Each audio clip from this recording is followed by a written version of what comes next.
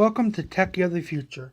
This broadcast, we're going to be talking about self-driving cars and how it can improve in the future. Google self-driving cars has just started, I think 2015 or maybe before that. Don't quote me on that, please. And then there's Apple self-driving car. I heard something on the news that Apple is thinking about making a futuristic self-driving car. What would happen if Apple made a car? What would happen? Apple is the biggest company out there. I mean, they had the iPhone, like I was talking earlier on the last broadcast. The iPhone's been around since I think 2005, maybe earlier than that, I'm not sure. But there was the flying car. But maybe by the year 3000, flying cars will be a thing. Like the roads won't be here anymore. They'll take the roads out. Anything would be possible. Then maybe in the near future, maybe this generation, there will be like roads made out of plastic, cement. It would be more. I'm a recycle geek, so recycling like be better instead of wasting money on that cement. Why do you just use plastics like people throw away anyways and make a road out of it?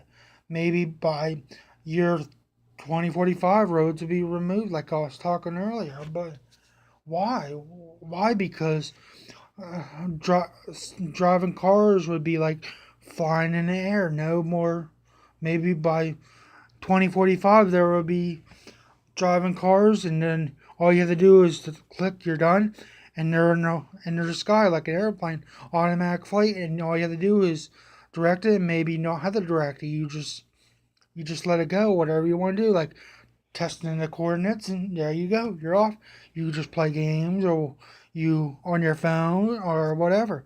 And then there's maybe flying cars will be in the sky by year 3000, and then we'll have personal spaceships where you could like take you to your personal planet, or that's in the future. But planets like a spaceship where you could just go wherever you want. You just type in the coordinates like a flying car. Like in the future, there would be type in the coordinates to your spaceship. You take you to your planet, and then all you have to do is like, what if you had like stuff from Star Trek? Like you tell them you want a piece of cake, and they bloop, there it is. It's there, and then that's all you have to do. You have unlimited food.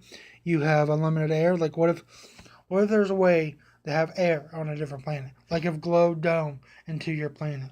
And then what if there was like stores like Walmart that was hovering, and like I don't know, like you had a robo dog or animal, if you guys are a dog animal person.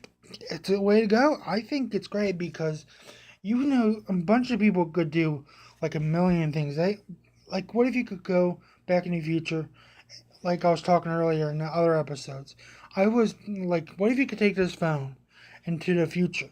I mean, in the past, 1977. And what would happen if this generation would be even better if you went 1977, Back to the Future?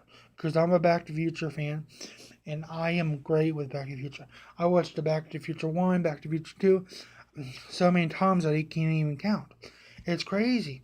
There was even a thing where they would make, this is off topic and I apologize, but there was a thing where I don't know if I talked in other episodes or not, and if I didn't, I will repeat it again no matter what. But there was an artificial womb where they would make an artificial womb where it's like a big plastic container for a baby, and it's like a stand, and the baby would go in the womb, and there was like a little cartridge where you put the food in, and it sucks in the food, and that's how the baby survives. I just don't think that's right. That's not natural for a baby to be in the womb. Like before, this is off topic again. I apologize.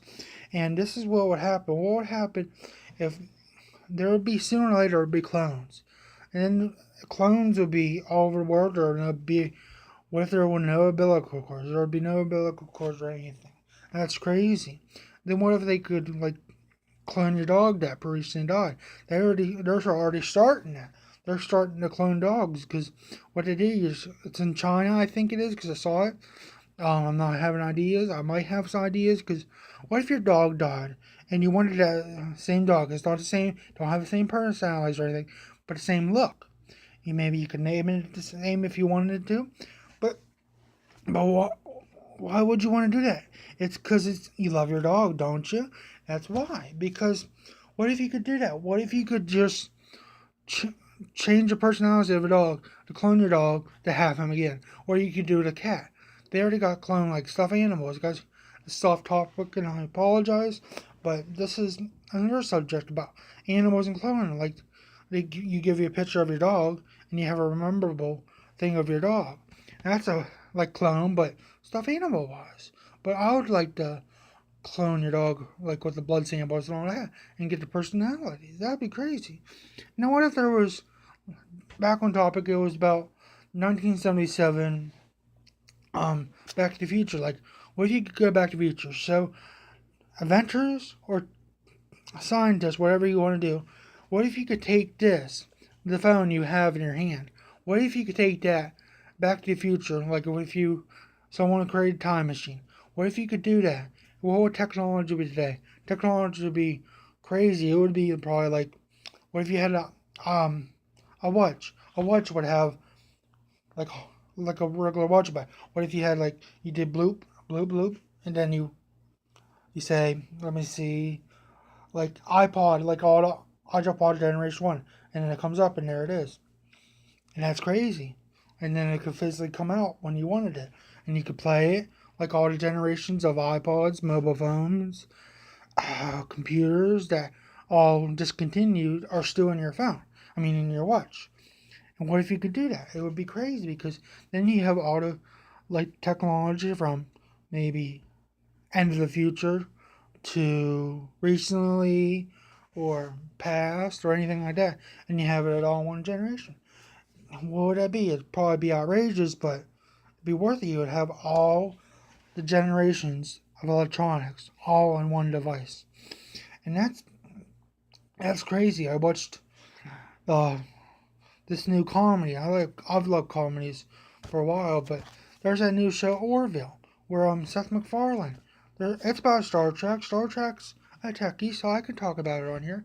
But it's a comedy where Seth MacFarlane goes on Orville and goes on stuff. It's amazing. I love that. And then there was a movie that technology would be like downsizing, where they would put your physical body in, but you're 5 inches tall, and that's all you are.